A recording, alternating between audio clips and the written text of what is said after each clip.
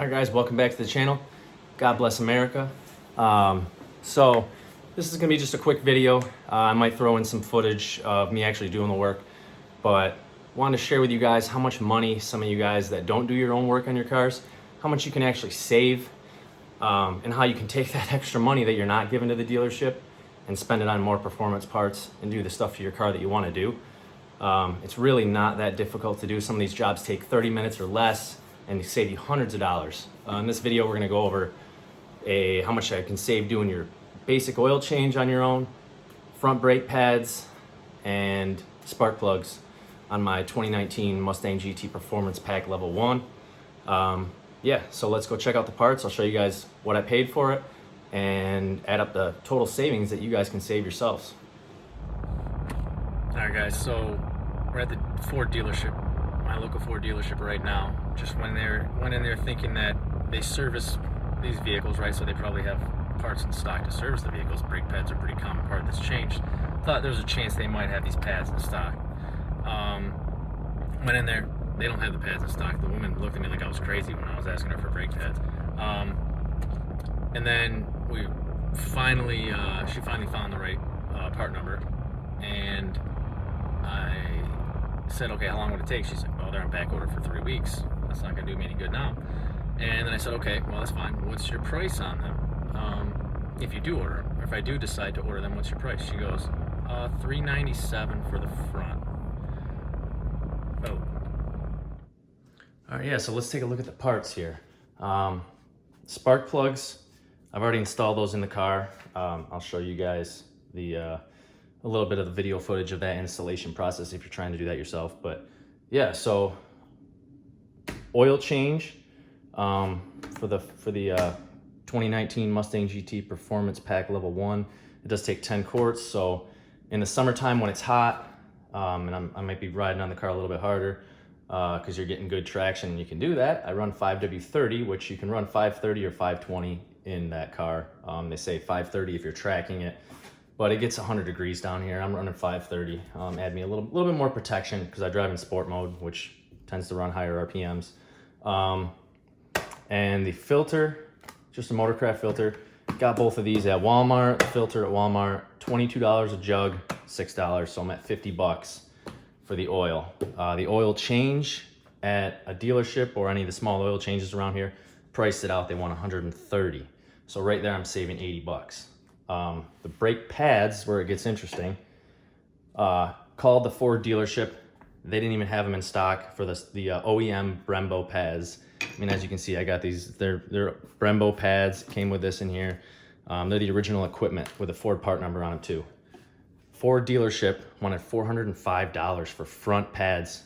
I mean, that's a massive pad, but 405 bucks for these pads. I was like, okay, see you later. Went on, searched online, ended up finding on Rock Auto, 180 bucks. There's $220 savings right there. I'm not even talking about labor. So I asked them what they wanted to install them at the dealership. They wanted $590 altogether with tax, $590. That's a little crazy to me. You're saving a ton of money doing this yourself. So I'm gonna do it for $180 total.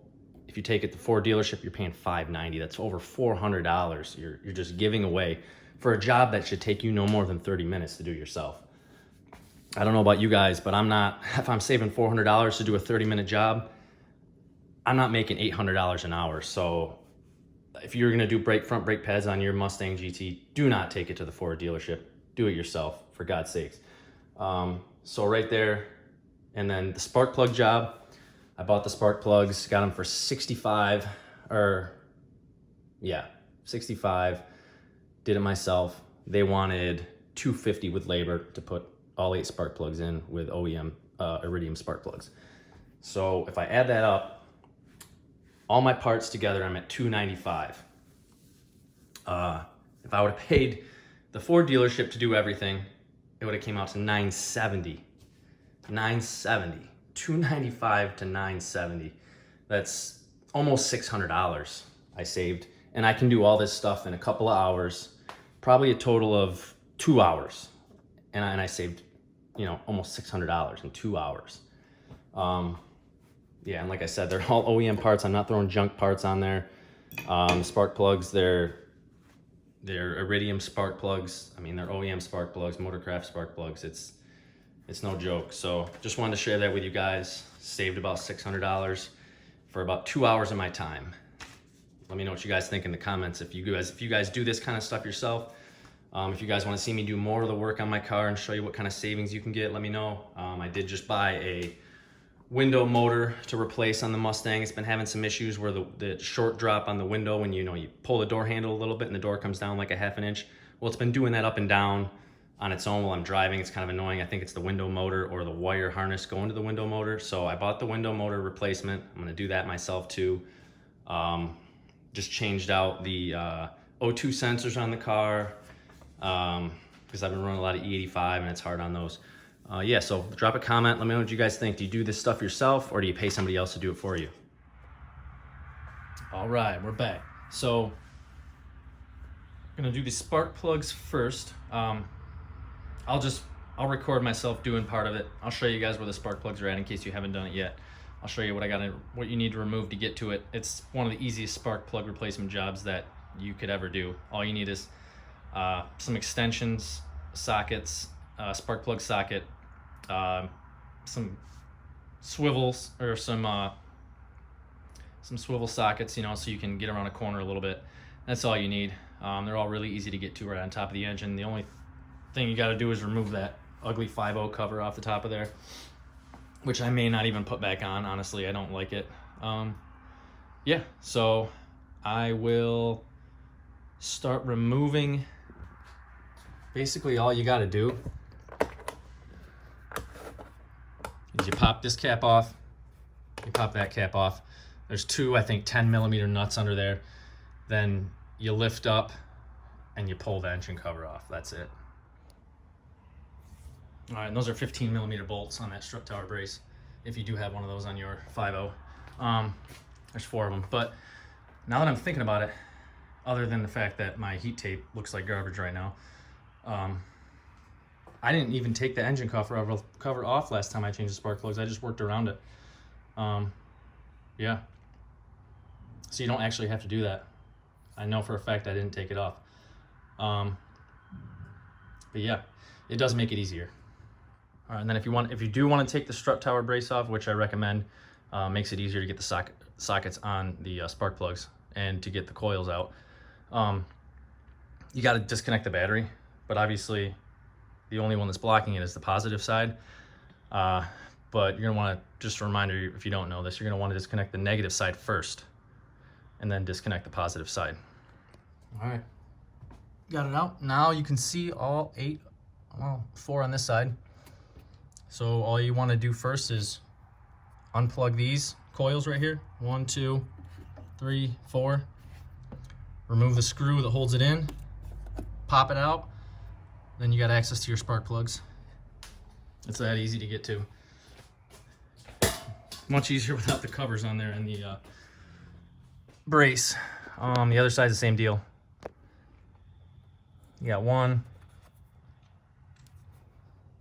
and 2 is a little bit weird. It's right here. So all you do to that one is just pull this boot off. 3 and then 4. That's all 8. So I'll get those out. And then we'll take a look at the plugs. See how they look, compare them to the new ones. All right, we got the first one out. Let's see if I can get it to focus on these 2 things for you guys.